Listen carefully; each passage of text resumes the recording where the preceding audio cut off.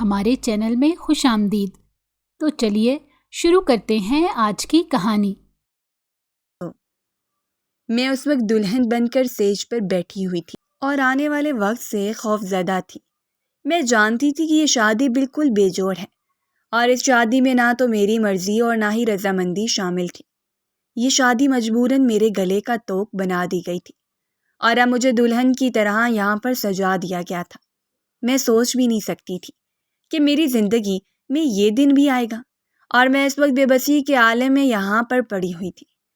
کچھ ہی دیر میں مراد شاہ کمرے میں آ جاتا اور جس مقصد کے لیے اس نے مجھ سے یہ نکاح کیا وہ مقصد حاصل کر لیتا۔ یہی سوچ کر میری آنکھوں میں بے بسی کے آنسو آ گئے۔ ماضی میری آنکھوں میں ایک فلم کی مانند چل رہا تھا، لیکن اس وقت مجھے سب سے زیادہ آنے والے وقت کا خوف ستا رہا تھا۔ دروازے پر کھٹکا ہوا تو میں ایک دم سیدھی ہو بیٹھی۔ میں نے اپنے گھونگھٹ کو آگے تک سرکا لیا تھا۔ نہ جانے کیا بات تھی جو بہت نڈر تھی، اور مراد شاہ سے ایک لمحے کے لیے بھی گھبرائی نہیں تھی۔ اس وقت شدید گھبراہٹ کا شکار تھی۔ ہاتھوں کی ہتھیلیاں پسینے سے بھیگ چکی تھیں اور میری دھڑکن بڑھتی جا رہی تھی۔ مراد شاہ بھی کچھ دیر میں کمرے میں آ گیا اور آتے ہی ایک زوردار کہکا لگا کر کہنے لگا، تم مجھے جانتی ہو، میں جس چیز کو ٹھان لیتا ہوں اسے حاصل کر کے رہتا ہوں۔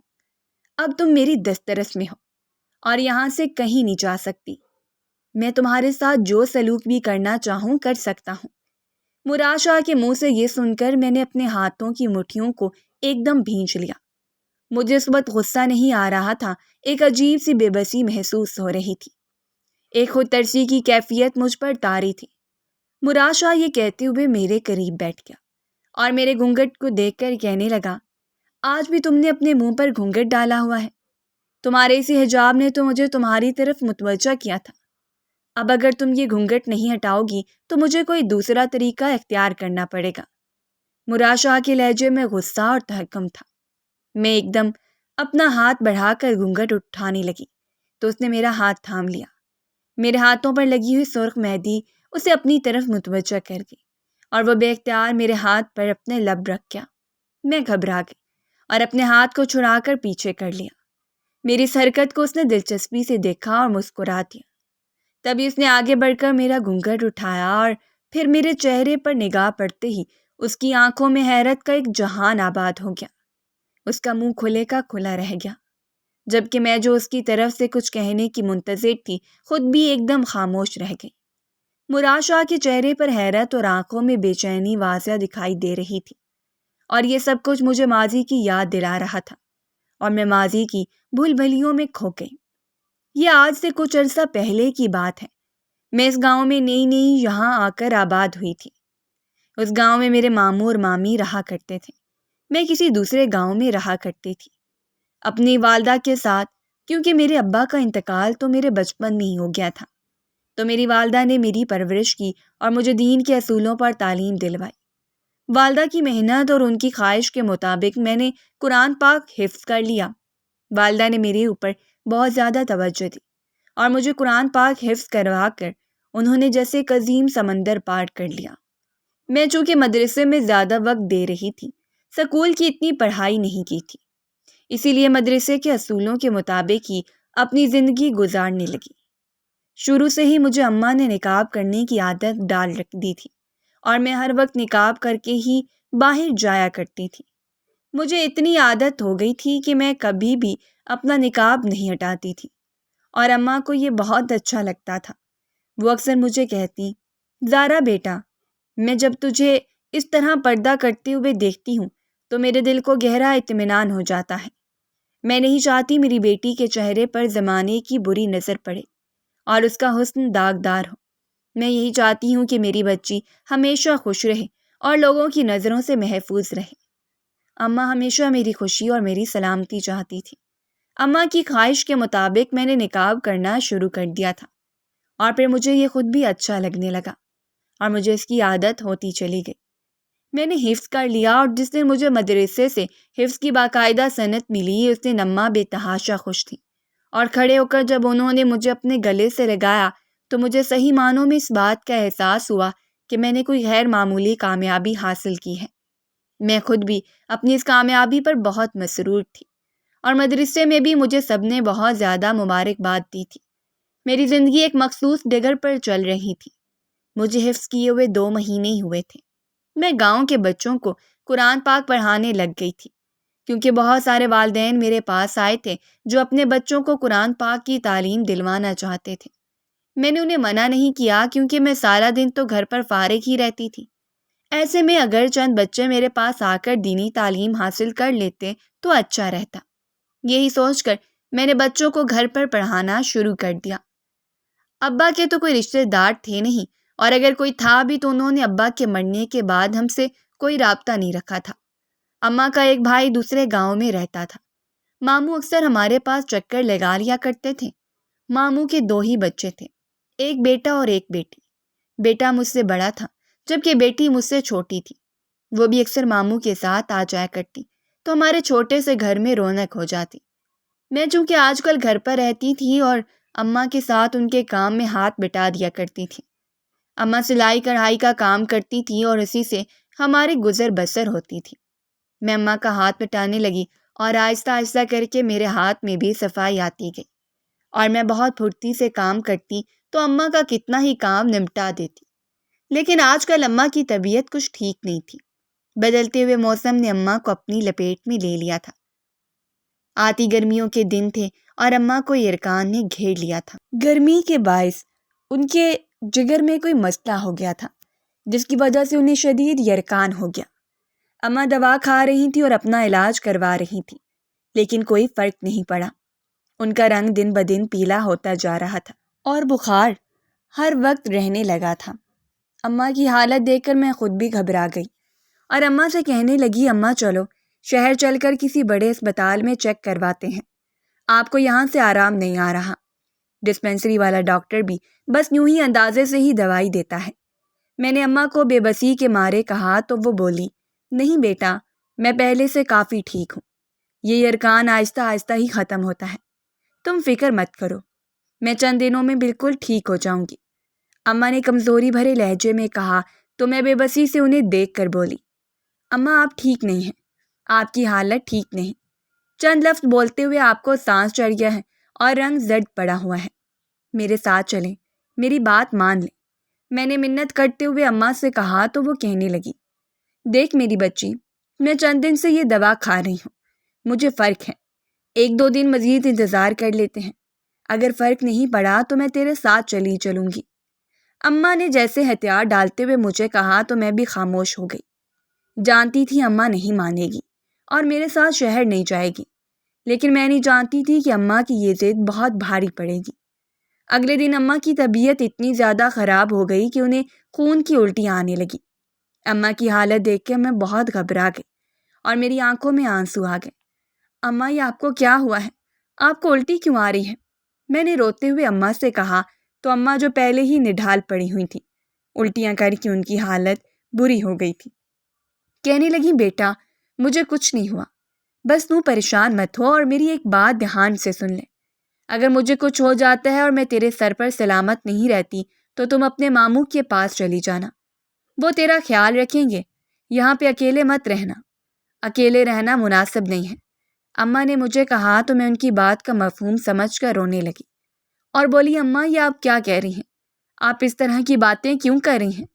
میں نے اماں سے کہا تو وہ خاموش نظروں سے مجھے دیکھنے لگی۔ اماں کی آنکھوں میں بھی آج آنسو تھے اور تب مجھے اس بات کا شدت سے احساس ہوا کہ شاید اماں کا بلاوا آ چکا ہے۔ اماں کو یہ بات محسوس ہو گئی اور کچھ دیر کے بعد ہی میرا یہ شک بالکل ٹھیک نکلا۔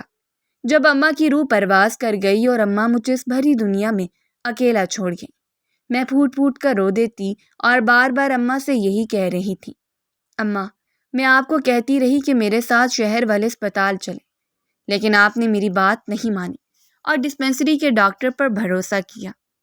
اماں جواب دینے کی حد سے بہت دور نکل گئی تھی۔ گاؤں والے گھر میں جمع ہو چکے تھے، ماموں کو بھی اطلاع مل چکی تھی۔ کچھ دیر کے بعد وہ بھی آ گئے تھے۔ ماموں کی زندگی میں بھی صرف اماں ہی واحد رشتہ رہ چکی تھیں اور اب اماں کا بھی انتقال ہو گیا تھا۔ میرا تو رو رو کر برا حال تھا۔ ماں کا کھو جانا کیا ہوتا ہے اب صحیح معنوں میں معلوم ہوا تھا۔ اماں کی تدفین کر دی گئی تھی اور ایک ایک کر کے سب مہمان اپنے اپنے گھروں کو لوٹ چکے تھے۔ ماموں بھی اگلے دن مجھے اپنے ساتھ لے جانے کے لیے تیار کھڑے تھے۔ کہنے لگے، زارا بیٹا، تمہیں میرے ساتھ چلنا ہے، میں تمہیں یہاں پر اکیلا نہیں چھوڑ سکتا۔ ماموں نے مجھے کہا تو میں ڈبڈبائی ہوئی آنکھوں سے انہیں دیکھ کر بولی، ماموں میں یہاں سے کیسے جا سکتی ہوں؟ اماں کی یادیں یہاں پر بکھری ہوئی ہیں اور اس گھر کے علاوہ میرا کہیں دل نہیں لگ سکتا۔ لیکن ماموں کہنے لگے، میں اچھی طرح جانتا ہوں، تمہاری ماں کی بھی یہی خواہش تھی کہ تم میرے ساتھ چلو۔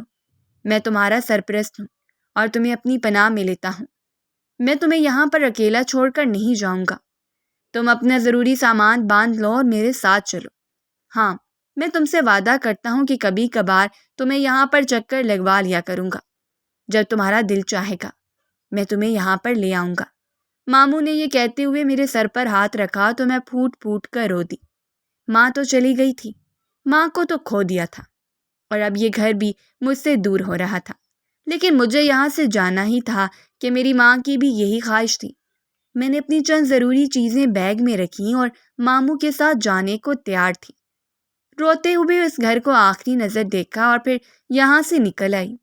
نامعلوم دوبارہ کب چکر لگے، معلوم نہیں، دوبارہ میرا کبھی اس گھر میں آنا بھی ہو کہ نہیں، لیکن ابھی آخری بار دل بھر کے اس گھر کو دیکھ لیا تھا۔ ماموں کے ساتھ جب ان کے گھر پر پہنچی تو مامی نے بھی ماں کا بہت افسوس کیا اور کہنے لگی، تمہاری ماں بہت اچھی عورت تھی، ہمارا بہت اچھا وقت گزرا ہے۔ میں خاموشی سے سنتی رہی، حالانکہ مومانی کے ساتھ اماں کی کبھی نہیں بنی تھی۔ مامی ذرا تیکھے مزاج کی تھیں اور ہمیشہ طنز میں لپیٹ کر بات کرتی تھیں۔ میں نہیں جانتی تھی کہ میرے یہاں آنے پر مامی خوش تھی یا غصہ تھی، لیکن جو بھی تھا مجھے اب یہیں پر رہنا تھا۔ مامی نے اپنی بیٹی رمشا کے کمرے میں ہی میرا بستر لگا دیا، میرے لیے اتنا ہی کافی تھا۔ ممی کہنے لگیں، بیٹا ابھی کوئی فالتو چارپائی نہیں ہے، کچھ دنوں تک تمہارے ماموں تمہارے لیے چارپائی کا انتظام کر دیں گے، ابھی تم نیچے گدا بچھا لو۔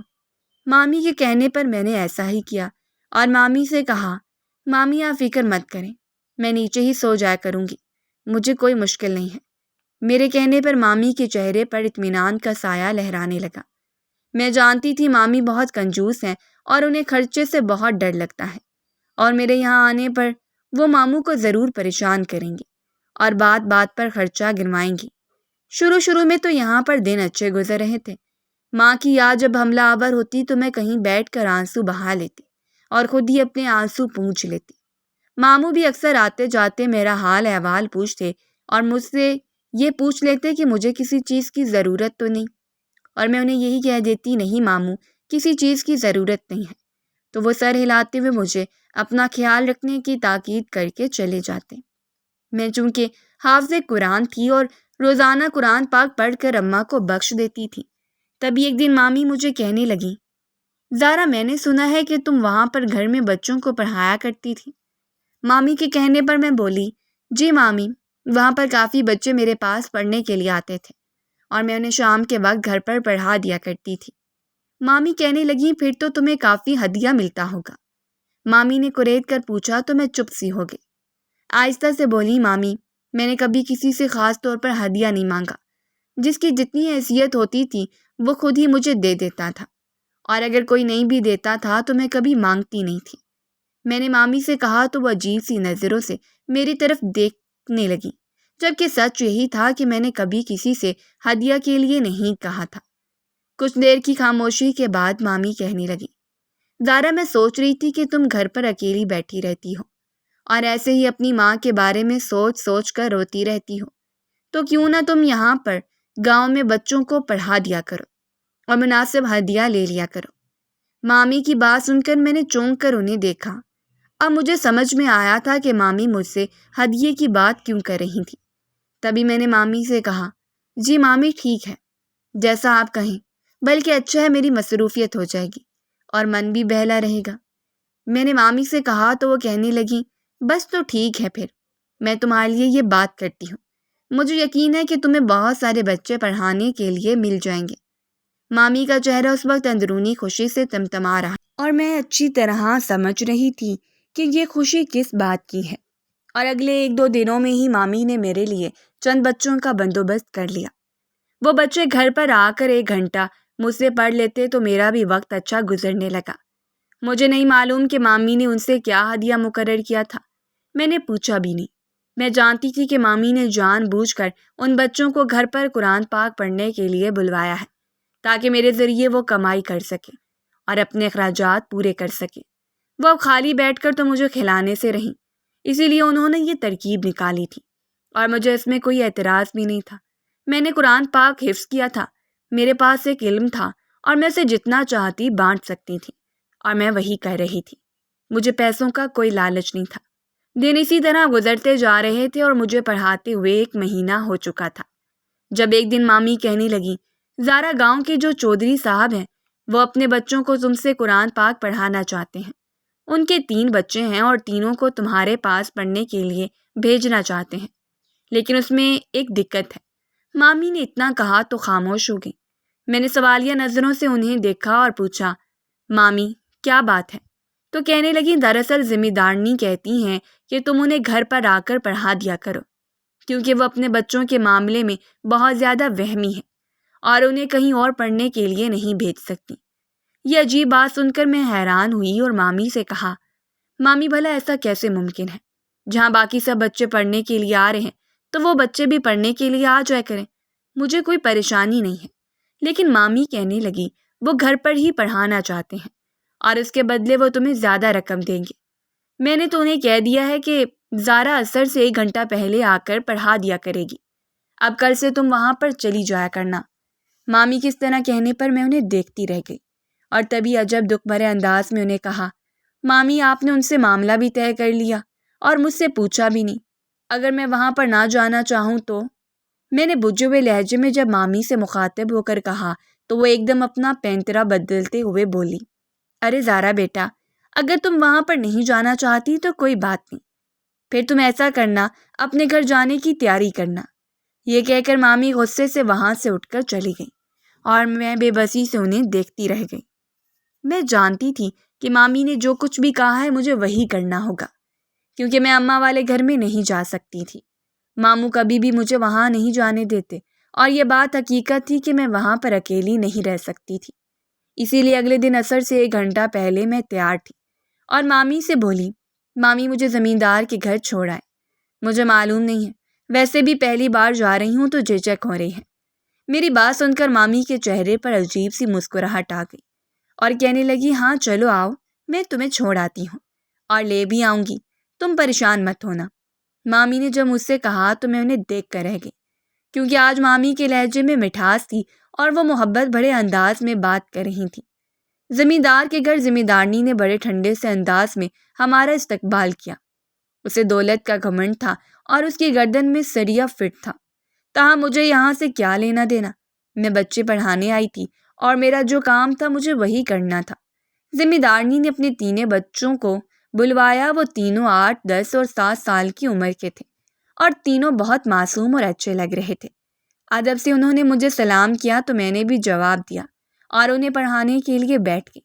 زمیندار کے 2 بیٹے اور 1 بیٹی تھی اور وہ میرے ساتھ چند دنوں میں ہی کافی مانوس ہو گئے تھے۔ میں خود بھی ان کے ساتھ کافی گھل مل گئی تھی اور زمیندار کے گھر جانا مجھے اچھا لگنے لگا تھا۔ اب میں اکثر خود ہی اکیلی چلی جایا کرتی تھی اور واپسی پہ بھی اکیلی آ جاتی تھی۔ آج بھی معمول کا ہی ایک دن تھا جب میں بچوں کو پڑھا کر گھر واپس آ رہی تھی کہ راستے میں اچانک ایک سفید گاڑی میرے پاس سے تیزی سے گزری۔ میں گھبرا کر پیچھے ہٹی، گاڑی تھوڑا سا آگے گئی اور پھر ریورس ہو کر واپس آئی اور تب بھی میں بے اختیار رک گئی۔ گاڑی کا دروازہ کھول کر سفید رنگ کی کڑکتی ہوئی شلوار قمیض میں ملبوس ایک شخص باہر نکلا، جس کی بڑی بڑی گھنی مونچھیں اور اس کی وجاہت اور روب میں اضافہ کر رہی تھی، جبکہ اس کے چہرے پر ایک سرد سا تاثر قائم تھا جو مقابل کو ٹھٹھرنے پر مجبور کر دیتا ہو۔ میری آنکھوں میں بے اختیار خوف اتر آیا۔ وہ شخص مجھے بڑی گہری نظروں سے دیکھ رہا تھا اور اس کے دیکھنے کا انداز مجھے اپنے آپ میں سمٹنے پر مجبور کر رہا تھا۔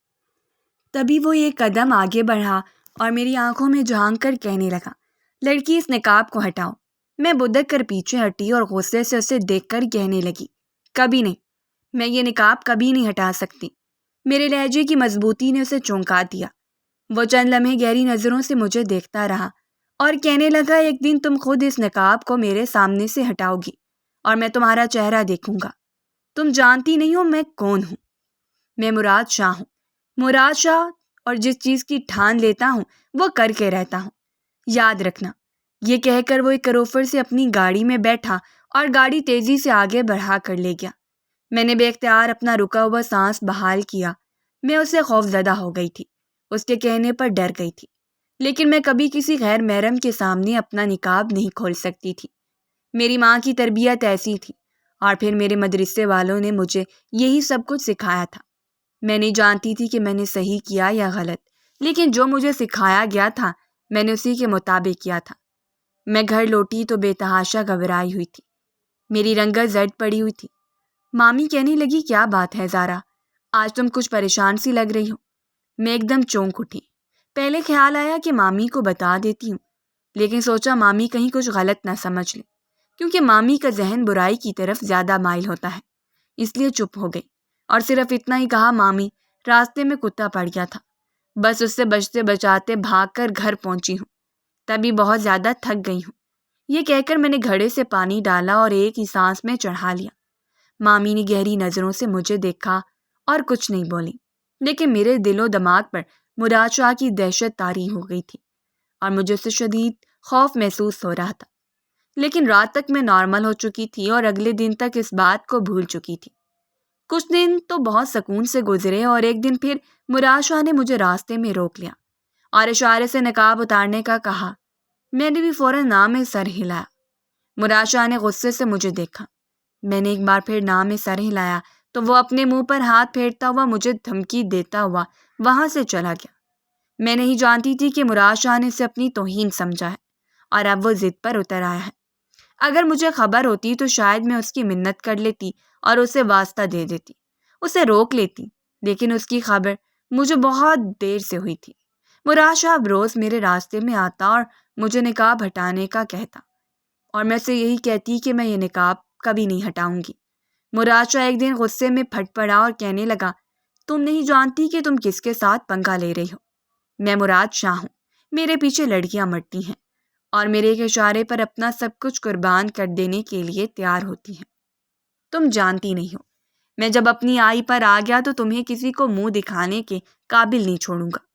مراد شاہ کی یہ دھمکی میرے وجود میں ایک ٹھنڈک بڑا احساس دوڑا گئی۔ میں گھبرا گئی اور تیزی سے وہاں سے بھاگتے ہوئے گھر لوٹ آئی اور اس دن پھوٹ پھوٹ کر رونے لگی تھی۔ اماں، آپ اتنی جلدی کیوں چلی گئیں؟ آپ نے ایک لمحے کے لیے بھی میرا نہیں سوچا، آپ نے بالکل بھی خیال نہیں کیا کہ میں اکیلی کیا کروں گی۔ اماں کو روتے ہوئے یاد کر کے میں کتنی دیر تک نڈھال پڑی رہی، اور پھر مراد شاہ نے مجھے انوکھے طریقے سے تنگ کرنے کی ٹھانی۔ اس نے اپنے 2 ملازم ہر وقت میرے پیچھے میری نگرانی کرنے کے لیے چھوڑ دیے۔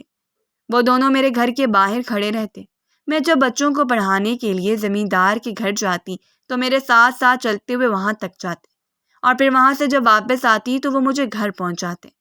مراد شاہ یوں تو زمیندارنی کا بھائی تھا، لیکن میں زمیندارنی سے یہ بات کہنے کی جرت نہیں کر سکتی تھی، کیونکہ میں جانتی تھی کہ وہ مراد شاہ کی ہی سائڈ لے گی، کیونکہ مراد شاہ اس کا اکلوتا بھائی تھا اور اسے بہت ناز نخروں سے پالا گیا تھا۔ مراد شاہ کے کارندوں نے میری زندگی اچیرن کر رکھی تھی۔ ہر وقت ان کی موجودگی مجھے عجیب سے احساس سے دوچار کر رہی تھی۔ مجھے غصہ آنے لگا تھا، اور ایک دن میں نے مراد شاہ کے کارندوں سے کہا، اپنے صاحب کو بلواؤ، مجھے ان سے بات کرنی ہے۔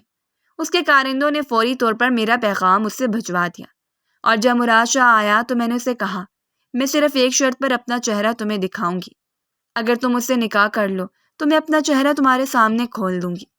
مراد یہ بات سن کر دنگ رہ گیا، یوں جیسے اسے اس بات کی امید ہی نہیں تھی۔ وہ چند لمحے میری طرف دیکھتا رہا، میرے بے خوف انداز کو اس نے محسوس کیا اور کہنے لگا، ٹھیک ہے، میں نکاح کے لیے تیار ہوں، اس جمعے کو عصر کے بعد نکاح کرنے کے لیے آؤں گا، تیار رہنا۔ یہ کہہ کر مراد شاہ وہاں سے چلا گیا اور میں نے ایک گہرا سانس بھرا۔ میں نے یہی سمجھا تھا کہ مراد شاہ صرف اپنے روب اور دبدبے میں یہ بات کر گیا ہے، وہ کبھی نکاح کے لیے نہیں آئے گا۔ لیکن میری حیرت کی انتہا نہ رہی جب جمعے کو عصر کے وقت وہ سچ مچ نکاح کے لیے چلا آیا۔ چونکہ ماموں کو میں پہلے سے ہی سب کچھ بتا چکی تھی، اسی لیے وہ خود بھی حیران رہ گئے تھے۔ ہماری طرف تو نکاح کا کوئی انتظام نہیں تھا۔ مراد شاہ اپنے ساتھ نکاح خواہاں اور گواہوں کو لے کر آیا تھا، اور ان گواہوں کی موجودگی میں سادگی سے ہمارا نکاح کر دیا گیا۔ میری ماں کا وہ سرخ دوپٹہ جو میں ان کی نشانی کے طور پر اپنے ساتھ لے آئی تھی، اب میرے سر پر اڑا دیا گیا تھا اور مجھے ہلکا سا تیار کر کے ایک دلہن بنا دیا گیا تھا۔ میں مراد شاہ کے نام کی تیاری کر کے اس کے ساتھ رخصت ہو رہی تھی اور میرا ایک ایک قدم من بھر کا ہو رہا تھا۔ مجھے اندازہ ہو رہا تھا کہ آنے والے وقت میں میری زندگی میں بہت سی مشکلات کا شکار ہوں گی اور مراد شاہ کا ساتھ نہ جانے مجھے کیا کچھ بھگتنا پڑے گا، جبکہ مامی تو میری قسمت پر بہت زیادہ رشک کر رہی تھی۔ کہنے لگی، زارا تم تو بہت خوش قسمت ہو کہ تمہیں مراد شاہ کا رشتہ ملا۔ مراد شاہ کئی مربوں کا اکیلا مالک ہے اور اس کے بہت سارے کاروبار ہیں۔ یہ لمبی ساری بڑی گاڑی میں گاؤں آتا ہے، وہ اپنی بیوی کو ہتھیلی کا چھالا بنا کے رکھے گا۔ مامی کے منہ سے یہ سب کچھ سن کر میں خاموش نظروں سے انہیں تکتی رہ گئی۔ میں نہیں جانتی تھی کہ آگے میری قسمت میرے لیے کیا لے کر آئے گی، لیکن اتنا ضرور جانتی تھی کہ مراد شاہ کو دی گئی دھمکی خود میرے اوپر ہی بھاری پڑ گئی تھی۔ آج جب میں اس کے کمرے میں موجود تھی اور ہماری شادی کی پہلی رات تھی تو مراد شاہ کچھ دیر کے بعد کمرے میں چلا آیا۔ اس نے جب میرے گھونگھٹ کو سامنے پڑا دیکھا تو کہنے لگا، اسے پیچھے کرو، میں اب تمہارا چہرہ دیکھنا چاہتا ہوں، اس نقاب کو ہٹا دو۔ مراد شاہ کے کہنے پر میں نے جب اپنا گھونگھٹ اٹھایا تو وہ حیرت سے میرے چہرے کی طرف دیکھتا رہ گیا۔ آج اس نے پہلی بار میرا چہرہ دیکھا تھا اور میرے حسن میں کھو سا گیا تھا۔ تبھی بے اختیار اس نے نظریں جھکا لی اور کہنے لگا، تمہارا حسن بہت بے ریا اور خالص ہے، یوں لگ رہا ہے کہ میں اس پر نظر ڈالوں گا تو یہ میلا ہو جائے گا۔ تم بہت حسین ہو اور اس سے بھی زیادہ پاکیزہ اور معصوم ہو۔ مراد شاہ کی یہ بات میرے دل میں جیسے سکون اتار گئی۔ میں نے اسے کہا، میں جانتی ہوں کہ تم نے جو کچھ بھی کہا ہے دل سے کہا ہے اور سچ کہا ہے۔ میری ماں نے مجھے شروع سے ہی نقاب کرنے کی عادت ڈالی تھی اور وہ ہمیشہ مجھے یہی کہتی تھی کہ کسی غیر مرد کی نظر تیرے چہرے پر نہ پڑے۔ تیری جب شادی ہوگی تو تیرا شوہر ہی تیرا چہرہ دیکھنے کا حقدار ہے، اس لیے اپنے چہرے کو زمانے کی نظروں سے بچا کر رکھنا۔ اور میں نے ایسا ہی کیا تھا۔ میں نے ماں کی بات کو پلو سے باندھ لیا تھا اور تب سے لے کر اب تک میں اپنے چہرے کو نقاب سے ڈھک کر رہتی ہوں۔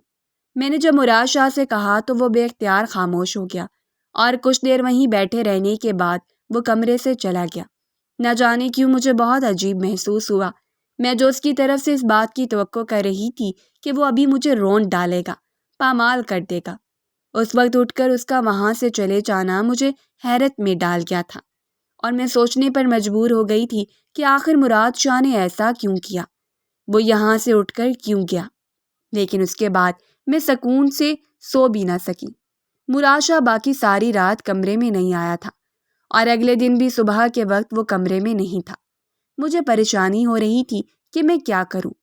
سمجھ نہیں آ رہی تھی کہ کمرے سے باہر جاؤں یا یہیں پر بیٹھ کر کسی کا انتظار کروں۔ جب کافی دیر گزر گئی تو ایک ملازمہ کمرے میں داخل ہوئی۔ کہنے لگی، سرائی مراد کا حکم ہے کہ آپ تیار ہو کر کمرے سے باہر آ جائیں، وہ آپ کے ساتھ ناشتہ کرنا چاہتے ہیں۔ یہ سن کر میں نے گہرا سانس بھرا اور اسے کہنے لگی، ٹھیک ہے، تم جاؤ، میں کچھ دیر میں آتی ہوں۔ میں نے جلدی سے کپڑے نکالے اور تیار ہو کر کمرے سے باہر چلی گئی، لیکن باہر نکلنے سے پہلے دوپٹہ سر پر اوڑھنا نہیں بھولی تھی۔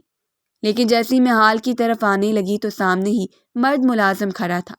وہ مراد شاہ کا خاص ملازم تھا اور ہر وقت اس کے ساتھ رہتا تھا، شاید اس کا باڈی گارڈ تھا، اس لیے مراد شاہ کے ساتھ سایہ بن کر موجود رہتا تھا۔ اسے وہاں پر دیکھ کر بے اختیار میں نے اپنے چہرے پر نقاب کر لیا۔ مراد نے جب مجھے وہاں پر آتے دیکھا اور چہرے کو نقاب سے ڈھکے ہوئے دیکھا تو ایک لمحے کے لیے وہ سوچ میں پڑ گیا اور اگلے ہی لمحے اس نے اپنے ملازم کو مخاطب کیا اور کہنے لگا، کبیر، تم باہر چلے جاؤ اور آئندہ جب بی گھر پر ہوں تو تم گھر کے اندر مت آنا، باہر ہی رہنا، اور باقی سب مرد ملازموں کو بھی یہ کہہ دو کہ وہ گھر کے اندر نہیں آئیں گے، ان کی حد باہر تک ہی ہے۔ اب بی گھر میں آ گئی ہیں تو تم لوگوں کی یہاں موجودگی کا کوئی جواز نہیں بنتا۔ مراد شاہ نے سخت لہجے میں جب کبیر نامی ملازم سے بولا تو وہ سر جھکا کر ادب سے کمرے سے باہر نکل گیا۔ میں نے بے اختیار گہرا سانس بھرا اور اپنا نقاب چہرے سے ہٹاتی ہوئی مراد شاہ کے مقابل آ کر بیٹھ گئی۔ مراد نے مجھ سے کوئی بات نہیں کی، بس خاموشی سے تھوڑی دیر کے بعد میرے آگے کچھ نہ کچھ رکھتا جا رہا تھا اور میں ہلکے پھلکے انداز میں ناشتہ کرتی رہی۔ ناشتہ کرنے کے بعد وہ ایک دم اٹھ کھڑا ہوا اور بغیر میری طرف دیکھ کر مجھے کہنے لگا، میں چند دنوں کے لیے شہر جا رہا ہوں، تمہیں کسی بھی چیز کی ضرورت ہو تو یہاں پر نورا ہے، اسے کہہ دینا، وہ تمہیں سب کچھ مہیا کر دے گی۔ باقی میں گھر پر فون کر کے تمہاری خیر خبر معلوم کرتا رہوں گا، اور بے فکر رہو، گھر میں کوئی مرد ملازم نہیں آئے گا۔ یہ کہہ کر مراد مجھے خدا حافظ کہتا ہوا وہاں سے چلا گیا، اور میں اس کے رویے پر حیران ہوتی ہوئی یہ سوچنے پر مجبور ہو گئی کہ آخر مراد ایسا کیوں کر رہا ہے؟ آخر وہ اپنا حق مجھ سے وصول کیوں نہیں کر رہا؟ اس نے تو مجھے پامال کرنے کے لیے مجھ سے نکاح کیا تھا، وہ تو میری عزت خراب کرنے کے در پہ تھا، تو پھر اب ایسا کیا ہو گیا کہ وہ مجھ سے دور دور رہنے لگا ہے اور میری طرف دیکھتا بھی نہیں ہے؟ میں خاموشی سے کتنی دیر وہیں پر بیٹھی یہ سوچتی رہی۔ یہاں کرنے کو کوئی کام نہیں تھا اور مجھے سمجھ نہیں آ رہی تھی کہ میں حویلی میں بیٹھ کر کیا کروں گی۔ اپنے کمرے میں واپس آئی اور ادھر ادھر ٹہل کر وقت گزارنے لگی، لیکن آخر کتنی دیر تک میں یوں ٹہل سکتی ہوں؟ پھر سونے کے لیے لیٹ گئی، لیکن نیند نہیں آ رہی تھی۔ بار بار مراد شاہ کا رویہ مجھے کچھ سوچنے پر مجبور کر دیتا۔ تبھی دوپہر کے قریب ملازمہ اندر چلی آئی اور کہنے لگی، بی بی سائی مراد کا فون آیا ہے اور آپ کو بلا رہے ہیں۔ میں بے اختیار تیزی سے اٹھی اور فون سٹینڈ پر چلی آئی۔ فون اٹھاتے ہی بولی، مراد میں صبح سے بہت بور ہو گئی ہوں، گھر میں کرنے کے لیے کچھ بھی نہیں ہے، اگر ہو سکے تو مجھے کچھ کتابیں مہیا کر دیں، میں پڑھ کر اپنا وقت گزار لوں گی، یہاں پر رہ کر میرا وقت نہیں گزر رہا۔ میری بات سن کر مراد کہنے لگا، ٹھیک ہے، تمہیں شام تک کتابیں مل جائیں گی، اور یہ کہہ کر اس نے کھٹ سے فون بند کر دیا۔ میں بے اختیار فون کی طرف دیکھتی رہ گئی۔ میں یہ پوچھنا تو بھول ہی گئی تھی کہ مراد نے فون کیوں کیا۔ اب مجھے بے چینی لگ گئی تھی کہ اس نے اپنی بات کیے بغیر یہ فون بند کر دیا۔ مجھے اس بات کا خدشہ پیدا ہوا کہ کہیں وہ مجھ سے ناراض تو نہیں ہو گیا، لیکن ایسا نہیں تھا۔ 2 گھنٹے بعد جب اس کا دوبارہ فون آیا تو کہنے لگا، تمہیں اور تو کسی چیز کی ضرورت نہیں؟ میں نے فوراً انکار کر دیا، نہیں، اور کچھ بھی نہیں چاہیے، اور ہاں، میں نے تم سے پوچھنا تھا کہ تم نے کچھ دیر پہلے فون کیا تھا تو کس لیے کیا تھا، کیا وجہ تھی؟ میرے پوچھنے پر وہ بولا، میں نے اپنی خیریت بتانے کے لیے فون کیا تھا کہ میں شہر پہنچ گیا ہوں۔ یہ کہہ کر اس نے فون بند کر دیا اور میں شرمندہ سی ہو گئی۔ میں نے ایک بار بھی اس سے نہیں پوچھا کہ وہ خیریت سے پہنچ گیا ہے، بس اپنی ہی سناتی رہی اور وہ بغیر کوئی گلہ کیے میری بات سنتا رہا، اور پھر شام سے پہلے اس نے کتابیں بھی بھجوا دی۔ میں کتابوں کے ساتھ اپنا من لگانے لگی، لیکن سچ تو یہ تھا کہ مجھے مراد شاہ کی بہت یاد آ رہی تھی۔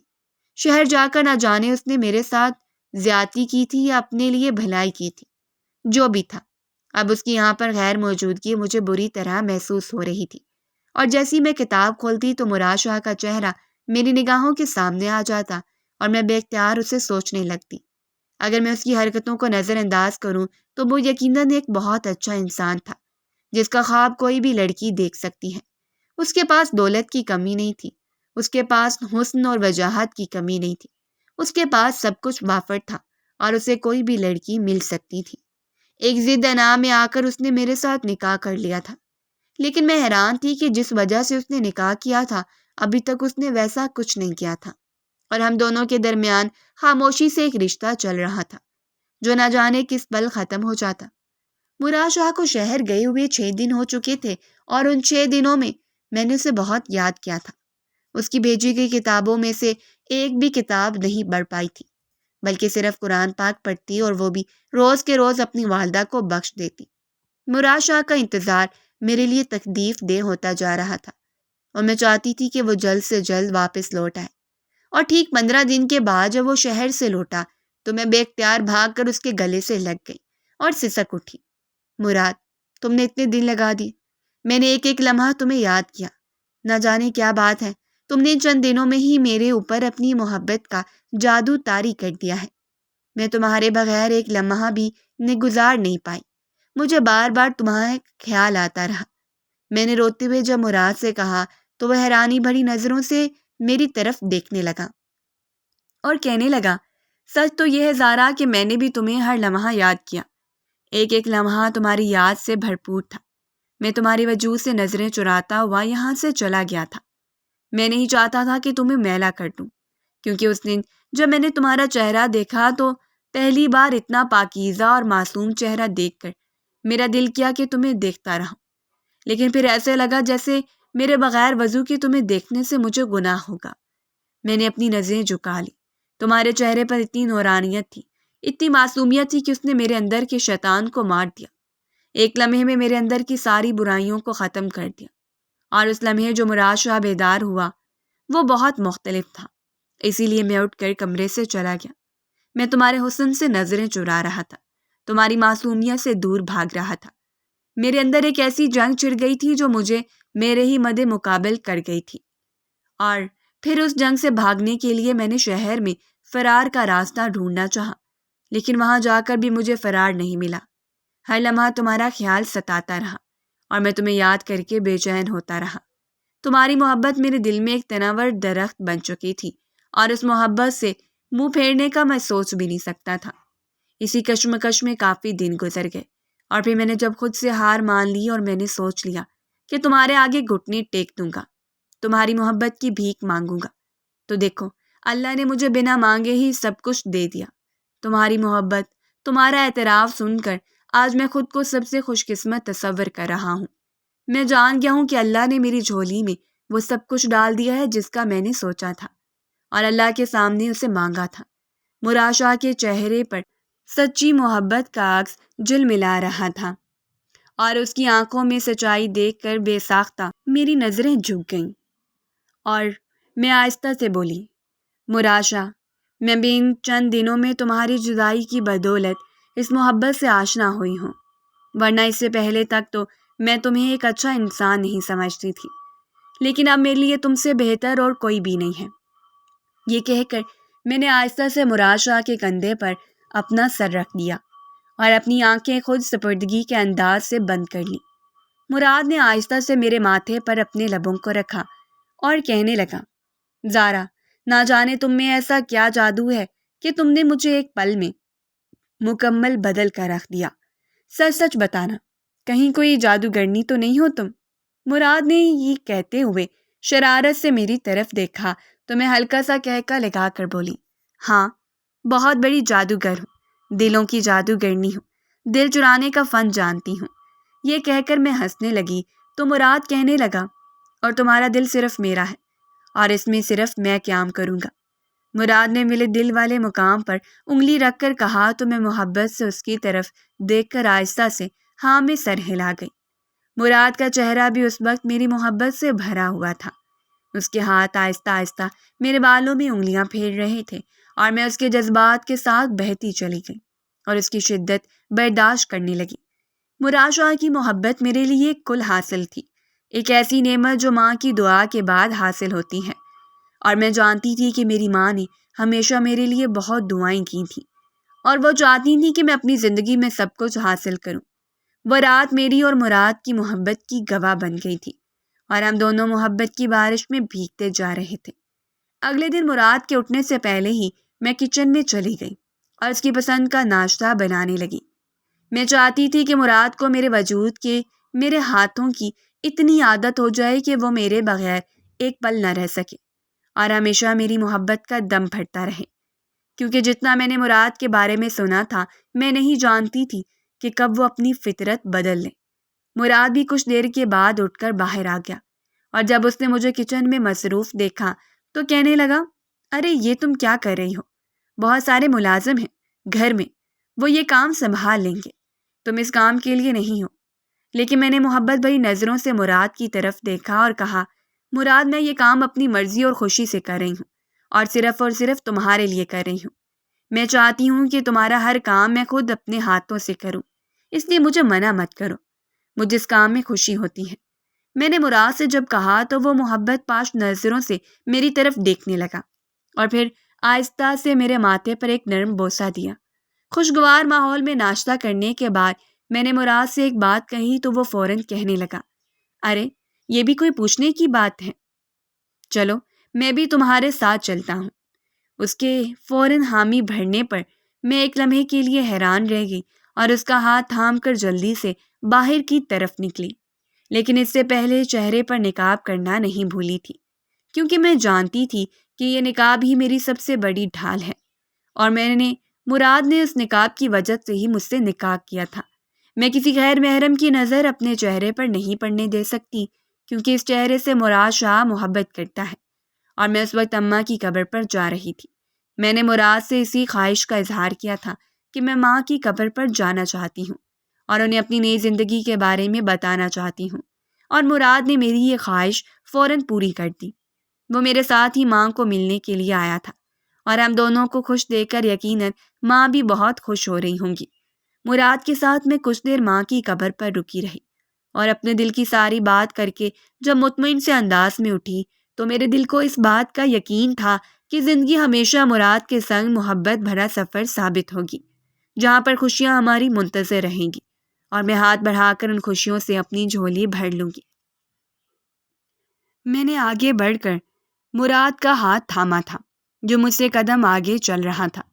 میں نے تھامتے ہی اس نے اپنا دوسرا ہاتھ میرے کندھے پر رکھا اور مجھے اپنے ساتھ لگا لیا۔